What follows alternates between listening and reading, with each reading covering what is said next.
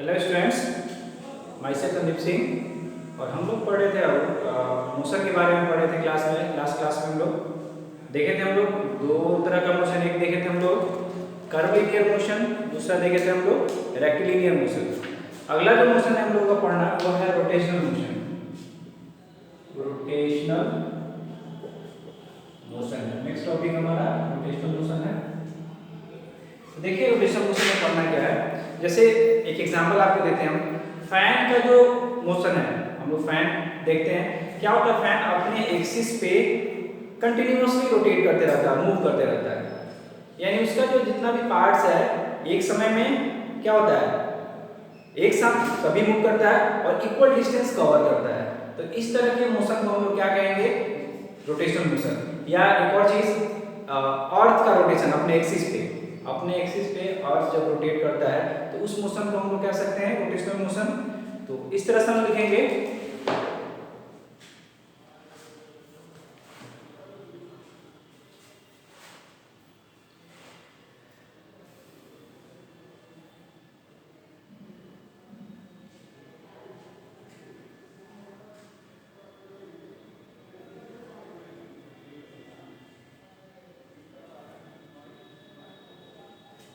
The distance, for example जैसे rotation of the fan लेते हैं,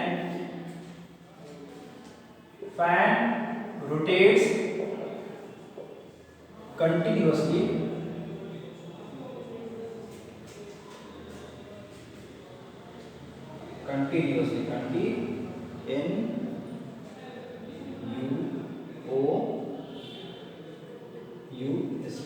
continuously on its axis। तो यहाँ पे हम देखेंगे क्या, फैन जो है अपने एक्सिस पे रोटेट कर रहा है तो क्या होगा, distance move by different points. The distance move by different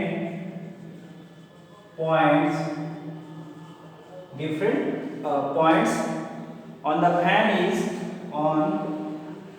fan is not same, but all the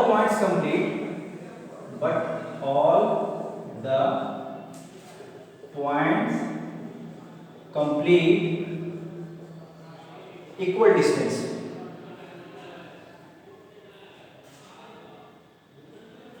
all the points complete the rotation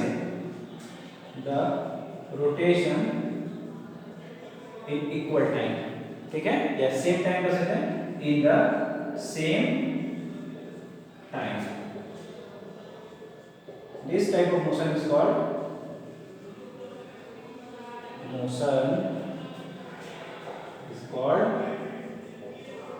rotational motion. Rotational motion यानी कहने का मतलब क्या है कि अपने एक्सिस पे मूव करना। जैसे फैन का क्या है, विंग्स बड़ा होता है तो क्या होगा, फैन का वो ज्यादा डिस्टेंस कवर करता है, लेकिन उसका जो मिडिल पोर्शन होता है वो क्या होगा, कम डिस्टेंस कवर करेगा। लेकिन क्या होगा, इक्वल समय में सभी जो पार्ट्स है वो इक्वल समय में क्या करता है, एक रोटेशन कंप्लीट करता है। तो इस तरह के मोशन को हम लोग क्या कहेंगे, रोटेशनल मोशन कहेंगे। जैसे लट्टू हो गया, आप समझ सकते हैं, स्पिनिंग टॉप कहते हैं। एग्जांपल में आप ले सकते हैं रोटेशन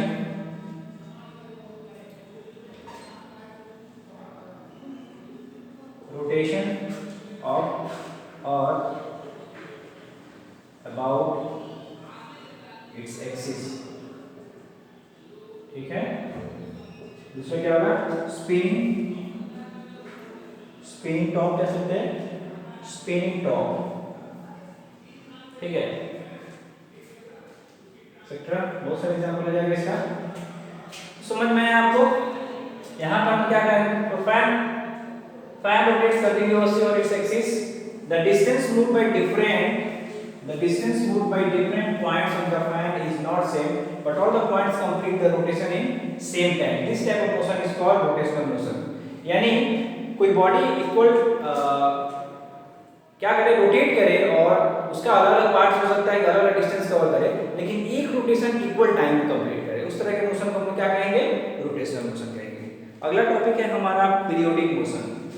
ठीक है, चलिए पीरियोडिक मोशन देखते हैं हम लोग। Periodic motion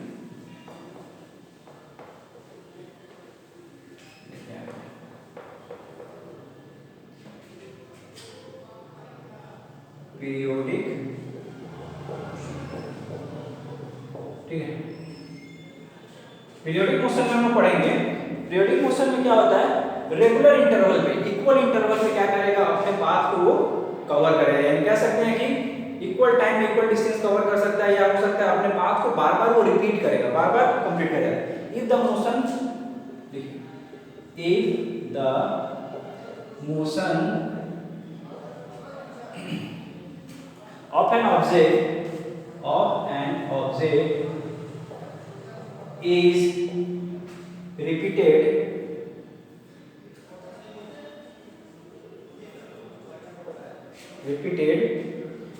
along the same path, repeated along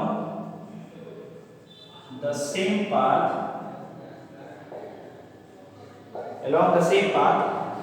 at regular interval of time, at regular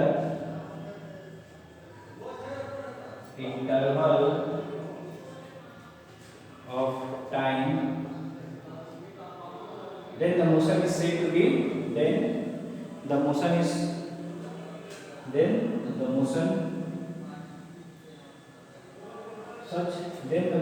called periodic motion। तो क्या कहेंगे हम लोग, पीरियोडिक मोशन है।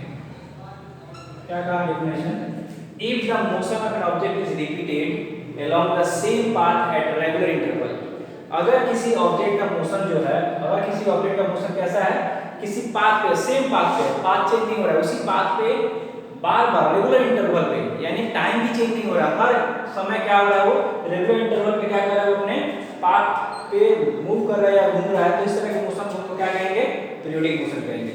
एग्जांपल के तौर पे हम लोग लिख सकते हैं, क्या होगा, मोशन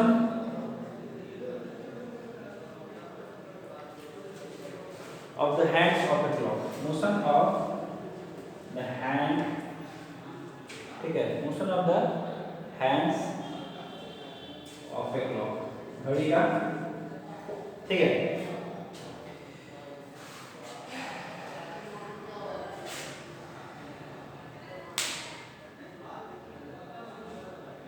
और एक बहुत सारे एग्जाम्पल है। दूसरा क्या है हमारा, कह सकते हैं हम लोग rotation of earth about its own axis, अपने एक्सिस पे अर्थ का जो रोटेशन है ये क्या है, पीरियोडिक मोशन है। दूसरा हम कह सकते हैं सन के राउंड, हमारा अर्थ क्या होता है, सन के चारों तरफ घूमता है। जैसे कि हमारा सन है, तो सन के क्या होता है, इस तरह से इलेक्ट्रिकल ऑर्बिट में हमारा अर्थ घूमता है, ये भी जो इंटरवल है क्या कहलाएगा, पीरियोडिक मोशन कहलाएगा। तो रेगुलर इंटरवल पे भी डिस्टेंस कवर करता है, अपने एक्सिस पे भी घूमता है, ये अपने एक्सिस पे भी ऐसे अपने एक्सिस पे भी घूमते हुए सन का चक्कर लगाता है हमारा अर्थ। तो दोनों क्या है, पीरियोडिक मोशन है, ठीक है। इसके अलावा पीरियोडिक मोशन में और एक चीज जानना है हम लोगों को, क्या, ऑसिलेटरी मोशन। ऑसिलेटरी मोशन को और डिटेल में आपको हायर क्लास में पढ़ाया जाएगा, 8 क्लास में 7 क्लास में बताया जाएगा।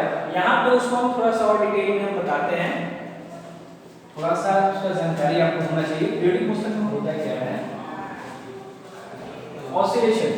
ऑसिलेशन क्या है, देखिए बताते हैं आपको, ठीक है, पीरियोडिक मोशन में ही है। ऑसिलेशन में क्या होगा, जैसे आप देखे होंगे पेंडुलम क्लॉक, पेंडुलम क्लॉक देखे हैं, जिसमें क्या होता है, घड़ी होता है और नीचे एक मेटेलिक होता है, वो रॉड की तरह होता है, और वो क्या होता है, मूव करते रहता है, ऐसे बार बार हिलता रहता है। इस तरह का घड़ी आपको दिख जाएगा घर में, अगर हो तो ठीक है, नहीं तो आप क्लॉक जहाँ पे दिखता है घड़ी, घड़ी का दुकान होता है वॉच शॉप पे या क्लॉक शॉप पे, वहाँ पे जाके देखेंगे तो वहाँ पे पेंडुलम क्लॉक आपको दिख जाएगा। तो पेंडुलम में होता क्या है, एक थ्रेड में, जैसे सिंपल हम बताते हैं, थ्रेड में क्या होता है, एक मेटेलिक, इसको कहते हैं बॉल, ये थ्रेड है, धागा में बांधना हुआ है, यहाँ पे फिक्स कर दिया किसी चीज से, इसको बांध दिया। अब इसको मूव करें तो इधर तक आ सकता है, ये समझ में आ रहा है बात, ठीक है।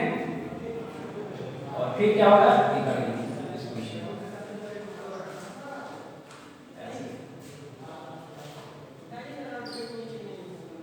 समझ में आ रहा बात? तो ये बॉब हो गया, इसका मिडिल पोजीशन हो गया, और इसको ऐसे अगर फोर्स लगाते हैं, धक्का देते हैं, तो क्या होगा, इधर जाएगा और फिर यहाँ से बीच में आएगा, फिर जितना इधर गया था उतना ही डिस्टेंस इधर कवर करेगा। तो ये बार बार होता रहेगा इस तरह का मोशन। ठीक है, ये मोशन क्या कहलाता है, पीरियोडिक मोशन कहलाता है। ठीक है, तो इसमें एक टर्म है हमारा ऑसिलेटरी मोशन।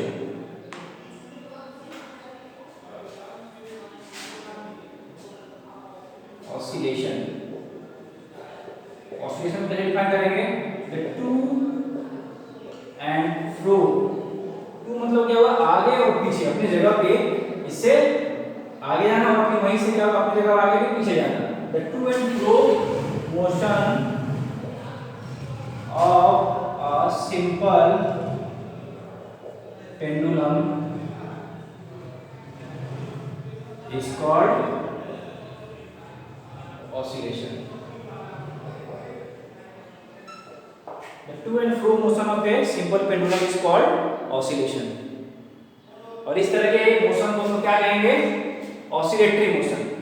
ठीक है, ऑसिलेशन जो करे मोशन, ऑसिलेशन शो करे जो भी मोशन, उस तरह के मोशन को हम क्या कहते हैं, ऑसिलेटरी मोशन। ठीक है, एग्जांपल के तौर पे पेंडुलम क्लॉक, पेंडुलम क्लॉक जो होता है वो इसका एक एग्जांपल हो सकता है। ठीक है, ये हमारा सिंपल पेंडुलम है। ठीक है, सिंपल पेंडुलम। ठीक है, हायर क्लास में इसको डिटेल में आप जानिएगा। ठीक है,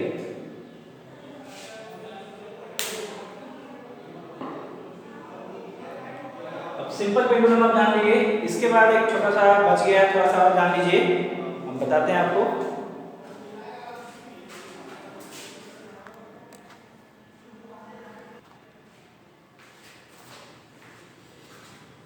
चलिए देखिए, हम लोग को कभी कभी कुछ सिचुएशन ऐसा मिलता है जहाँ पे एक से ज्यादा तरह का मोशन दिखाई देता है। जैसे हम लोग देखते हैं एग्जांपल में, कार को अगर ले लिया जाए, कार के मोशन को ले लिया जाए, तो उसका व्हील जो है वो क्या कर रहा है, व्हील हमारा रोटेशनल मोशन कर रहा है, लेकिन उसका जो बॉडी है वो ट्रांसलेटरी मोशन, वो किसी सीधे पाथ पे या कर्व पाथ पे जा रहा है, लेकिन व्हील्स तो हमेशा क्या कर रहा है, रोटेशनल मोशन कर रहा है।